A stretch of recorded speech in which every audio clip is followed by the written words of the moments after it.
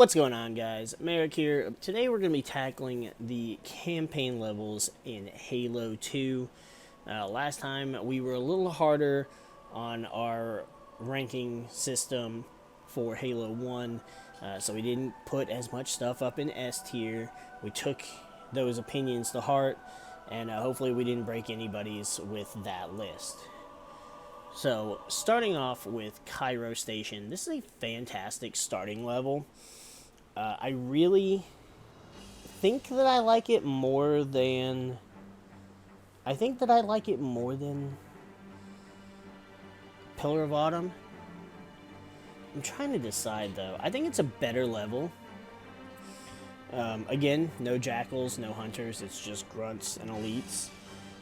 Although there are now drones, but they're not drones. They're just pests. That's all there is. They're nothing really special. You get to learn about dual wielding. The battle rifle is, your star this time instead of the pistol. And overall, this is it kind of introduces some new elements like more frequent sword elites, and you get a better idea of how the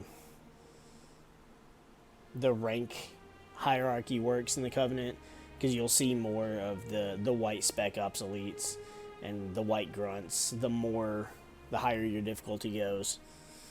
And so you'll understand which colors are the ones to really look out for.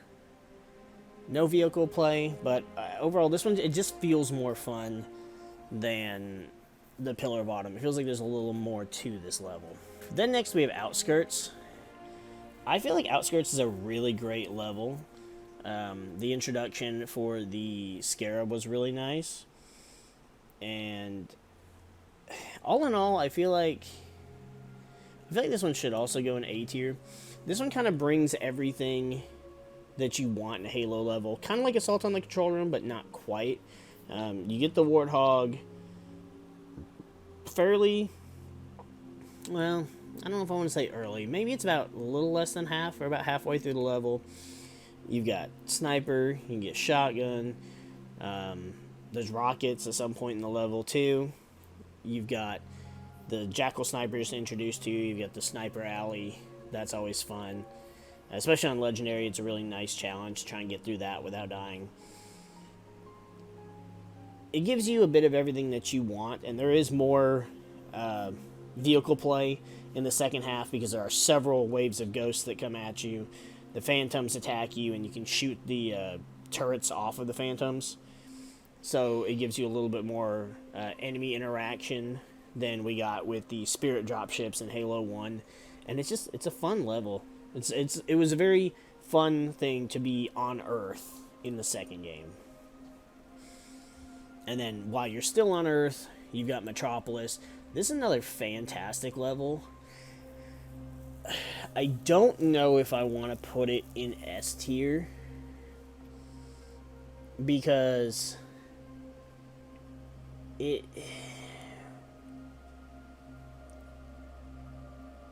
think I'm going to put it in S tier. It kind of has a little bit of everything like I was talking about with Outskirts, but a little bit more. The Scarab was interesting back in 2004, but also it didn't do anything. You didn't really have a Scarab fight. The fight on/in the Scarab was fun.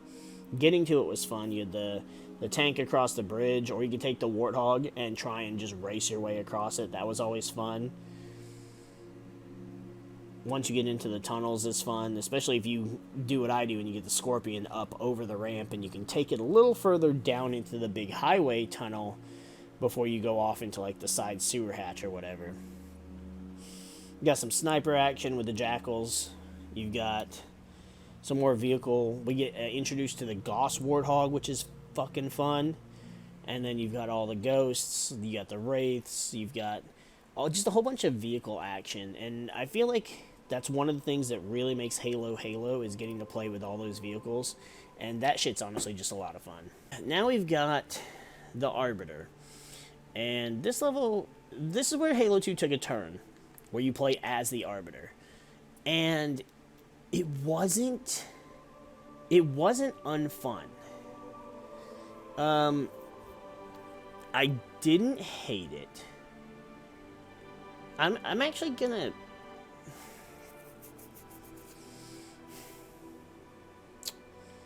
I'm trying to think if it's A tier worthy. Or if it's B tier. I want to say... I'm going to say it's A tier. Because you get to use a sword. You've got your active camo. You get introduced to the Covenant Carbine. Well, I mean, really, we probably had the Covenant Carbine before then. But you get to use it a lot more often because you're an elite. And Covenant versus Covenant was fun. I'm sure we, would have been like, oh, I guess we're going to fight humans at some point. But Bungie didn't want to go in that route. And I guess it kind of makes sense with the way the story goes. But it's a fun enough mission, especially when you've got the Banshee section where you're flying around and Incubus plays. And it's really fun. It's not as much as Metropolis, but I mean, you don't get a tank, so that's just kind of all there is to be said there. When it comes to the second Arbiter level, Sacred Icon, this one I don't like as much.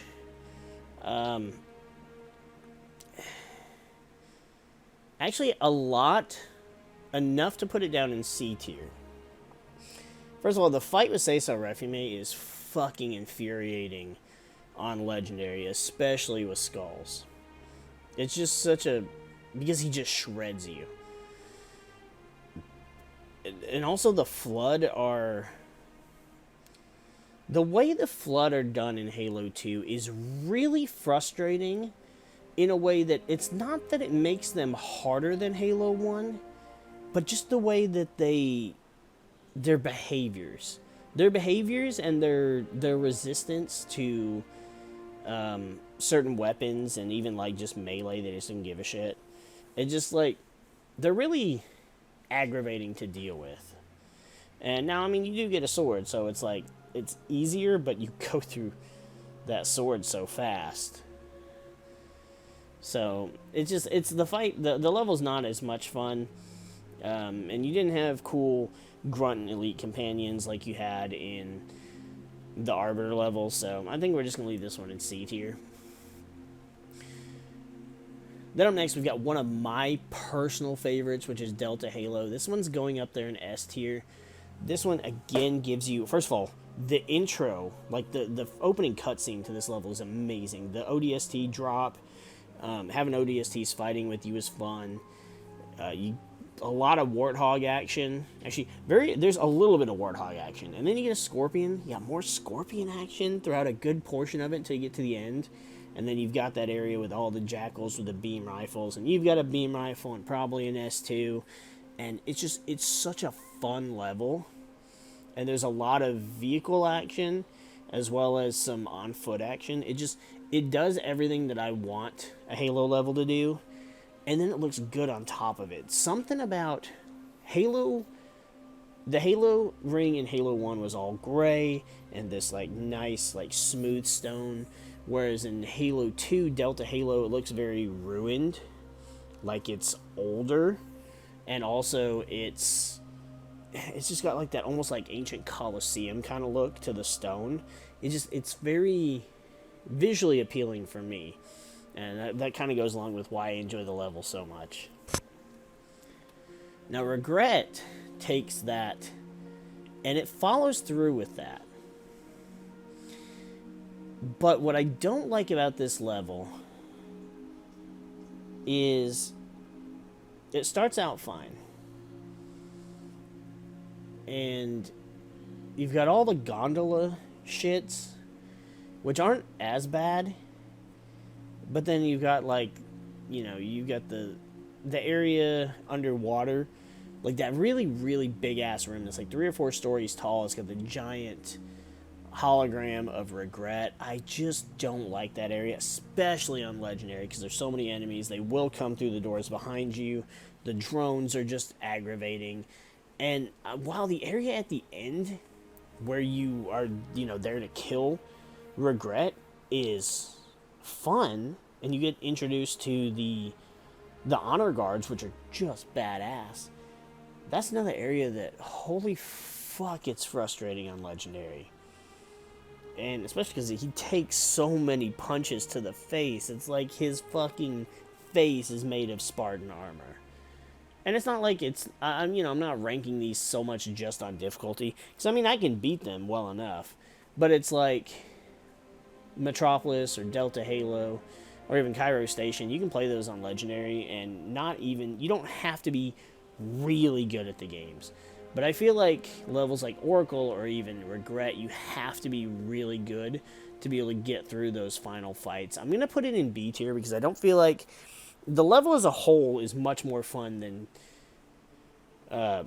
the Oracle is. But it's still on that level of frustration where there's enough things that I don't like about it that offset the things that I do. Then we've got the Sacred Icon, which is your next Arbiter level. And this one, I don't hate. If I'm being honest, like, you go through, and you're going through basically to get to the library, more or less. And you've got Sentinels to fight, you've got Flood to fight. You're pretty much strictly just fighting Flood, and then, Sentinels here and there. Sentinels aren't that big of a deal until they gang up on you. It's once you get to those Enforcer Sentinels that you have to really be careful, but they're fun to try and fight. But again, it's like everything is so close quarters, especially with the Flood. I feel like this is one goes in B tier just because there's not as much going for it. And the way you have to play it is very limited. It doesn't leave a lot open to creativity. And I actually thought I was going to put it higher up than Quarantine Zone, which is the next level where you play as Arbiter. But I think I'm actually going to put that one in... Do I want to put that in A tier? Because the thing is, so this one starts out, you get the Spectre, which is basically the Covenant Warthog.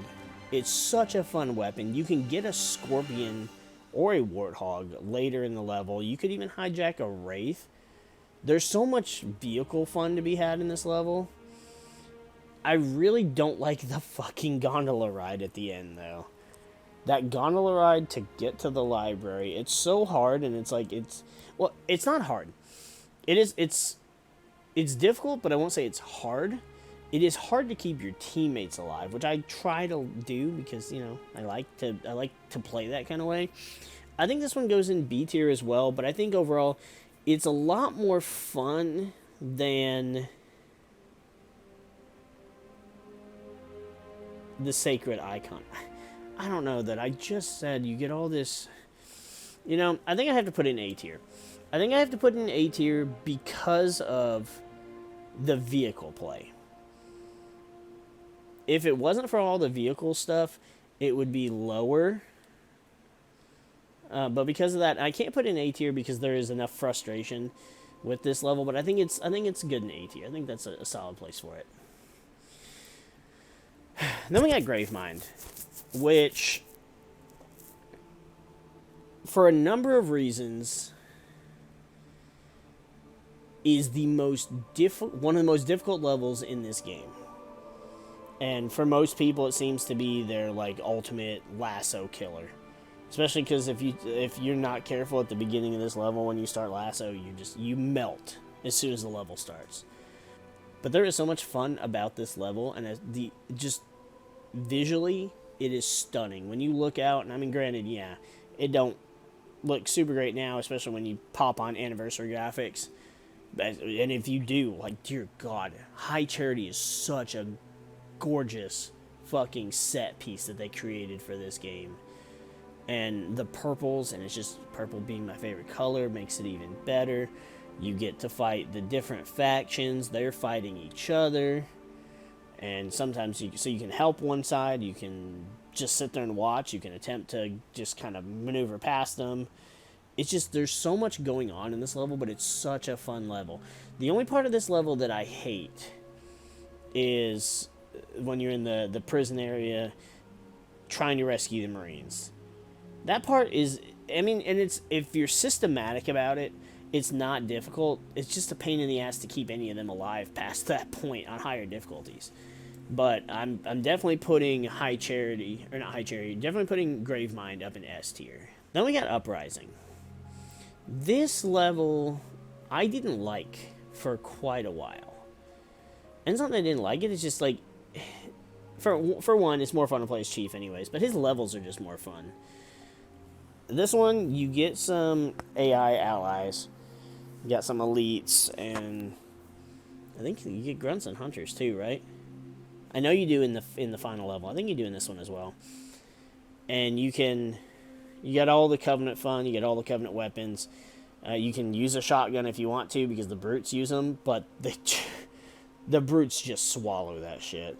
The brutes are so tanky in Halo 2 that no other game really does them justice compared to their Halo 2 variation. But overall, this level, it gives you some vehicle fights. But I mean, it's mostly just ghosts. Like, you've got ghosts, and then you have to deal with other ghosts, and I think a Spectre at one point. So it's not great. I'm going to leave it in B tier. Overall, it's not a bad level, but I feel like there are just obviously better ones. Then we've got High Charity, which...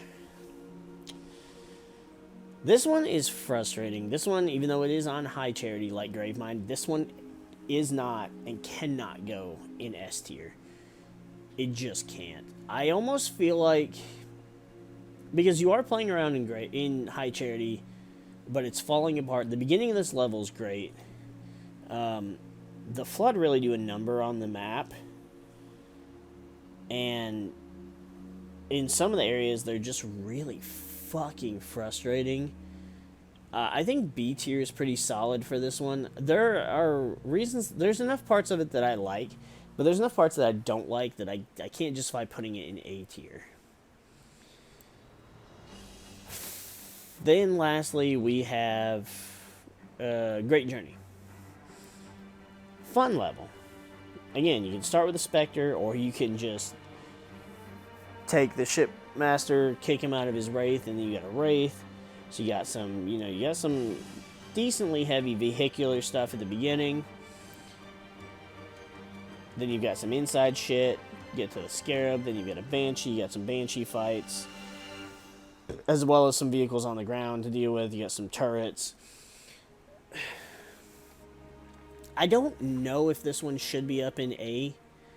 I think for the amount of vehicle play you have to balance with some of the other stuff, plus you get hunters as allies up until the Scarab part, and you get the elite council members. Those guys are fucking cool. You get to work with Johnson. Well, I mean, he's autopiloting the Scarab, but I think A tier is pretty good for this level. It seems like I'm kind of placing more levels higher up on Halo 2 than I did in Halo 1, which, I mean, there are 3 more playable levels. I'm not counting the Armory because that's not really a level. That's just your tutorial like we had at the beginning of Combat Evolved, except that was in the first mission, whereas this, they just count it separately. But I think we kept it pretty even. Are there any levels that could be lower on the list? Probably.